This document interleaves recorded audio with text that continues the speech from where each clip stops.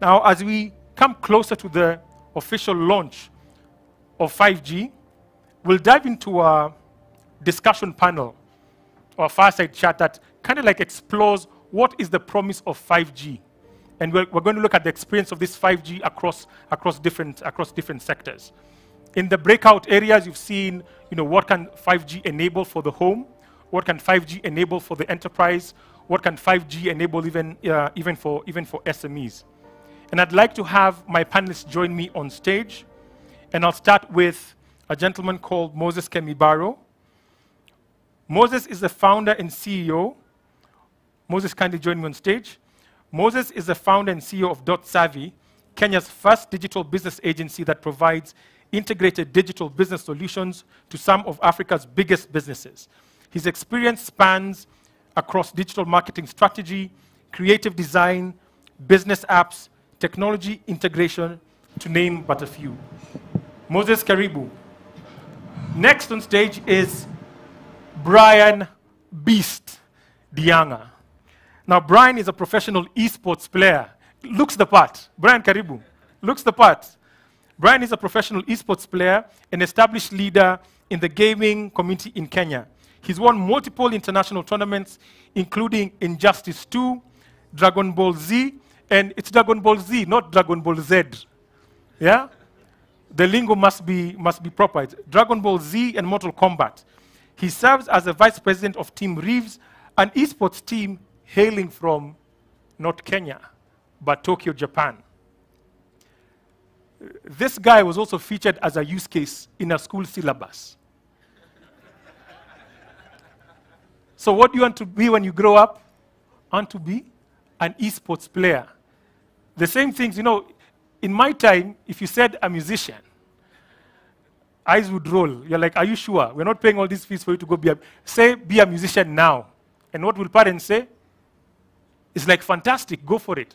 Now we are seeing guys like the Beast being featured as use cases in the same way that probably Safaricom is being featured in Harvard Business Studies. And he's right here with us today. And last but not least, I'd like to call onto stage Rehema Wachira, a full-stack developer with Andela, who brings in a wealth of experience in terms of building solutions and applications across different spectrums: e-commerce, healthcare, insurance, and nonprofit. So as we explore the promise of 5G, I'd like to welcome these guests, and maybe starting with Moses.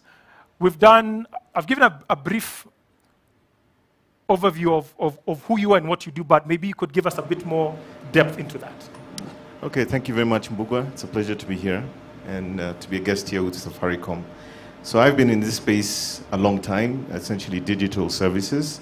My company, Dotsavvy, has been actually this year 20 years. And we work in the space of building websites, social media, content, etc. Also on the side, I'm a blogger. I write about technology. I put up content and do that sort of thing. So my entire career from day one has been on the internet, if you can believe that, almost 30 years. So from the very early days of, if any of you know the Hayes Acura modem, anyone know what that is? Michael Joseph is smiling. I think he does. So that's where we started, connecting people many, many years ago. And till today, still they're doing it. Fantastic. Rehema? Hi, yes. I'm Rehema Wachira. I'm a software developer at Andela. Andela is a company that helps organizations build distributed engineering teams. And I've had the opportunity to work for clients in e-commerce, health insurance, and the nonprofit sector. And actually, a few years ago, or once upon a time, I used to work for Safaricom on the marketing team that helped launch 4G. So it's pretty exciting to be back here in this full circle moment. Fantastic. Last but not least, who's the character on your top? Pikachu. Pikachu. Yeah. Got that, guys? Called Pikachu. So yes, Brian, tell us more about yourself. Thank you first of all for having me. And also, I'm a professional esports athlete, a gamer, and I call myself a survivor. I actually come from Kibra, and I want to take this opportunity to thank Safaricom for giving me the opportunity to be here, because they're the ones who picked me and said, bro, you game too hard. We wanted to teach people how to game and become like you. And ever since they picked me, I've been gaming, going to tournaments, going to talks about gaming, and just trying to get more youth into the space, because gaming is about the youth. And you know, most of them complain, hakuna job, there's no work. So I felt like, yeah, I'm going to teach them all to game. And that's how I ended up being the beast and being here with you today. So professionally, I'm a gamer. I play video games for a living. I mentor in gaming, and I've gone to the extent of testing games. Recently invited at the AU to test games now. And yeah, I feel this is the right time to be here because, well, 5G is here. No more lag. Thank you. Fantastic. And I think I love the description he gave of himself. He said, I am an athlete. I am an athlete. Because, I mean, these guys would sit on a... What's the longest streak you've had? You want the math? What's the craziest longest streak you've had? Okay, the longest I had is almost 29 hours straight. It was a LAN party, and guys had come from Uganda, so they had been longing to play with me. And again, internet connection is bad, so the experience online was not that good. So the first time we actually got to play together, it just went 24 hours straight to 26 hours. Yeah, that's the longest. That's crazy. So I'll come back to you, Moses, and looking at it from a business angle, what do you think would really make 5G stand out as a differentiator for businesses? For me, I think the one variable that none of us can change in life is time. All right, time is a fixed quality. You only have 24 hours a day. But what can change is what you do in that time. And I think when you look at internet bandwidth and speed, I mean, the fact that 5G can be as fast as 100 times faster than 4G, and I think we all know the moments when our connection drops from 4G to 3G, we almost lose our minds. You start to imagine the possibilities of 5G over 4G. So in our case, for instance, at our company, we're still working remotely, 2.5+ years later. We still have an office that we don't use, but everyone works remotely. And we send gigabytes and gigabytes of data to each other every day as part of our workflow. So for me, the idea, the notion that my connection can be 100 times faster means that we get more done within the limited time we have there. And that means better results for customers, better cash flow because we're finishing work quicker, but more importantly, because all our systems run in the cloud, we suddenly become a much more effective business. Fantastic. And I like that angle of the creative space, because if there are creatives in the room, actually people from the media fraternity and bloggers, we know some of our favorite tools have gone cloud. The Adobe Suite, it's all in the cloud. All this stuff, and sometimes it requires heavy lifting. And if you don't have enough juice, I mean, you're sunk, because now suddenly the excuse becomes, siezi tu makazi because my connection is low. It's telling me it's going to take some other 12 hours to sync. And yesterday when doing some tests, the speeds we experienced here are crazy. So literally, it means no more excuses. And what does that mean in terms of transformation for your company, people in the digital space, or even media companies? Now that we're looking at differentiated consumption, and and everyone is a citizen reporter.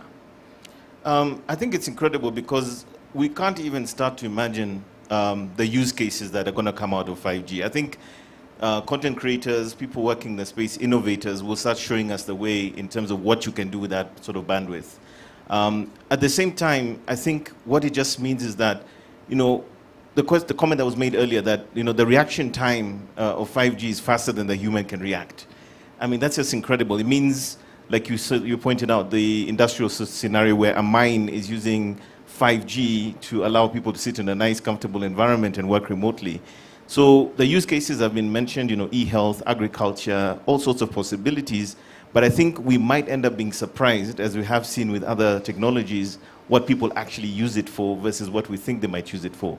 We might discover that there are possibilities that we've never even imagined that make things happen. And for me, I'm just particularly excited that we can get so much more done when 5G comes to the market in terms of our productivity as a business and how we serve our clients. Fantastic. I like what you said about everyone having the same 24 hours, right? But now, what you do within 24 hours is dependent on how quickly you can get stuff done, right? So with 5G, it means that you can get more tasks done and probably unlock more opportunities, which brings me to you, Rehema, saying, as a developer, have you kind of like pinpointed what sort of value 5G is going to unlock for you?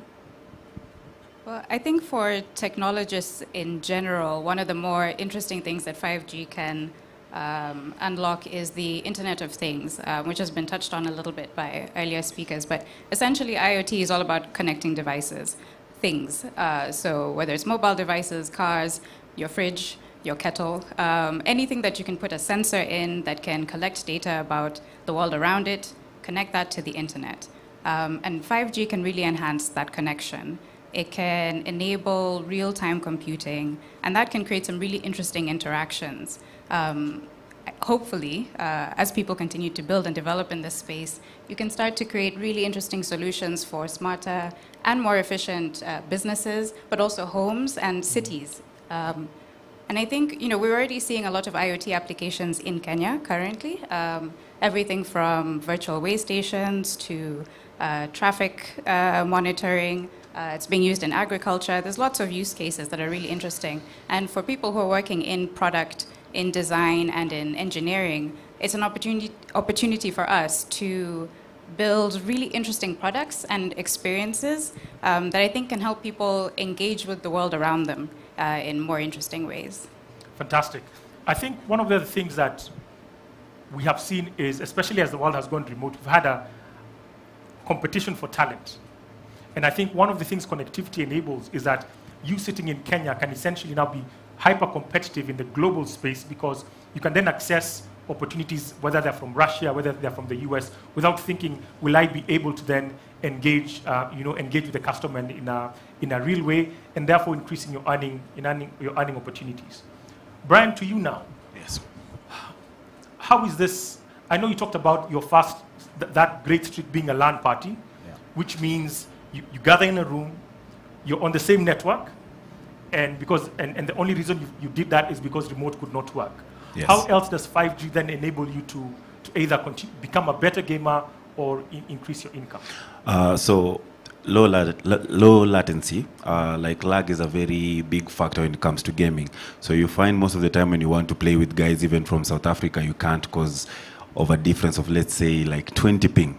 So in Africa, the best you can get is almost 60, just being around here, And sometimes you lose in the game not because you're bad, but because of the internet.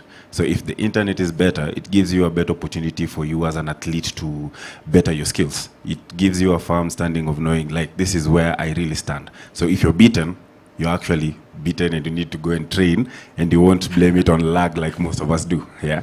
So that is one thing. Another thing is, gaming also requires you to like get funds. You want corporates to see you. You want to stream. Yeah.